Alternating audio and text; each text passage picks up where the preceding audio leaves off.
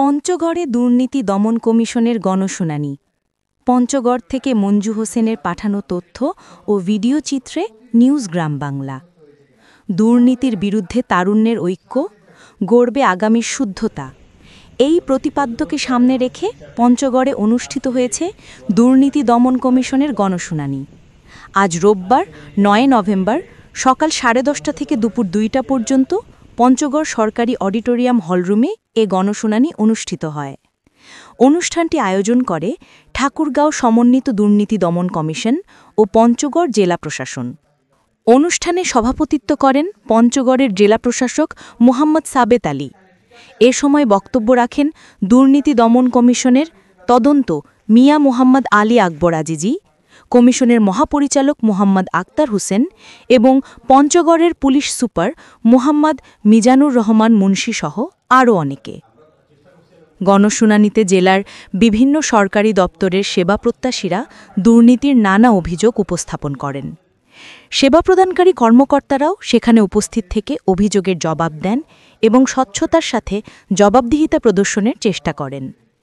এই সময় জেলার 5টি উপজেলা থেকে প্রায় 2 শতাধিক অভিযোগ গৃহীত হয়। এর মধ্যে বেশ কিছু অভিযোগ তাৎক্ষণিকভাবে নিষ্পত্তি করা হয় এবং বাকি অভিযোগগুলো তদন্ত সাপেক্ষে প্রয়োজনীয় ব্যবস্থা গ্রহণের আশ্বাস দেয় দুর্নীতি দমন কমিশন।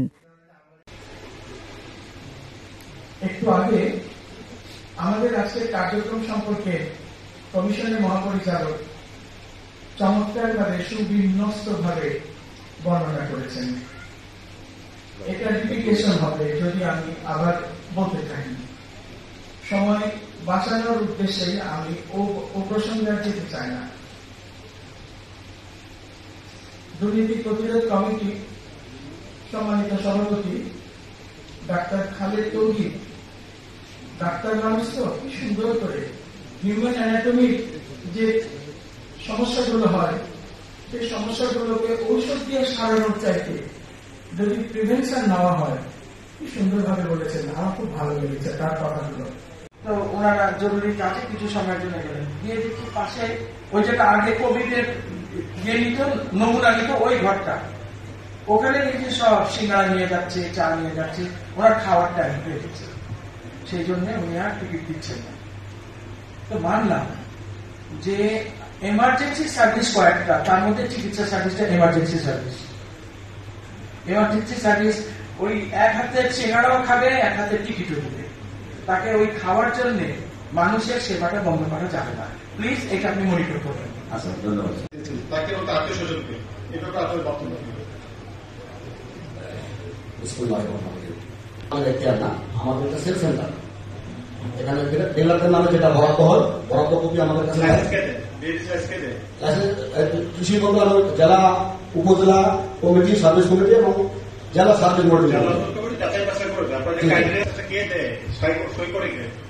কৃষি মন্ত্রণালয় স্যার।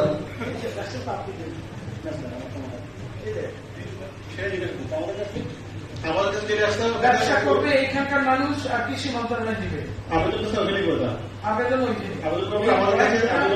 বড় অনিয়ম যে কাজী নিয়োগ দিবে মিনিস্ট্রি হয়, কাজী নিয়োগ আগে যেটা ডিস্ট্রিক্ট রেজিস্টার তাই হবে নিয়োগকর্তা, আর আপনাকে ওখান থেকে নিয়ন্ত্রণ করা হচ্ছে। সেই জন্য ওরা যা স্লিপ নিয়ে আসবে স্লিপ অনুযায়ী দিতে হবে, আর নাহলে আপনি অন্য পথে যাবেন। এগুলো খুব কর্পোরেট দুর্নীতি, এই দুর্নীতিগুলো চেক দিতে হবে। তদন্ত দেওয়া যেতে পারে স্যার, তার মধ্যে আত্মীয় করে বায়োমেট্রিক আছে কিনা